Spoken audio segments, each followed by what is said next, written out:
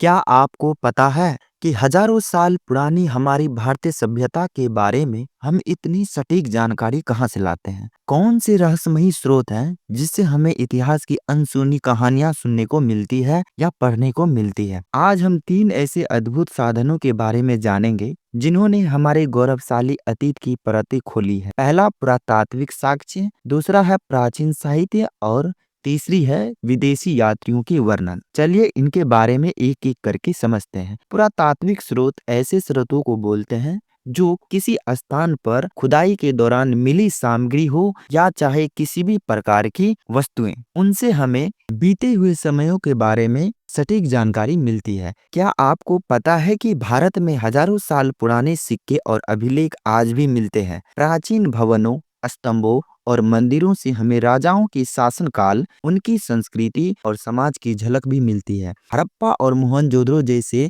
जगहों पर खुदाई में मिली सभ्यता ने पूरी दुनिया को चौंका दिया था। यही नहीं, अशोक के शिलालेख हमें उनके शासन के बारे में सीधी जानकारी देती है। दूसरा स्रोत है साहित्यिक स्रोत। क्या आप जानते हैं कि हमारे वेद और पुराण दुनिया की सबसे पुरानी किताबों में से एक है? ऋग्वेद, उपनिषद और महाकाव्य जैसे रामायण और महाभारत हमें तत्कालिक रह रहे लोगों के बारे में, सामाजिक जीवन के बारे में और राजनीतिक जीवन के बारे में तथा धर्म की जानकारी के बारे में बताता है। बौद्ध जातक कथाएं हमें आम लोगों के जीवन से जुड़ी नैतिकता के बारे में भी बताता है। विदेशी यात्रियों का वर्णन, जो कि तीसरी स्रोत में आते हैं। जब विदेशी यात्री भारत आए थे तो उन्होंने अपनी किताबों में भारत के बारे में बहुत सारी जानकारी लिखी है। हाइयान ने गुप्त साम्राज्य के बारे में लिखा, अल बरूनी ने भारत की विज्ञान और गणितीय उन्नति पर चर्चा की और मेगास्थनीज ने चंद्रगुप्त मौर्य के शासन का जिक्र किया। इन यात्रियों की कहानियां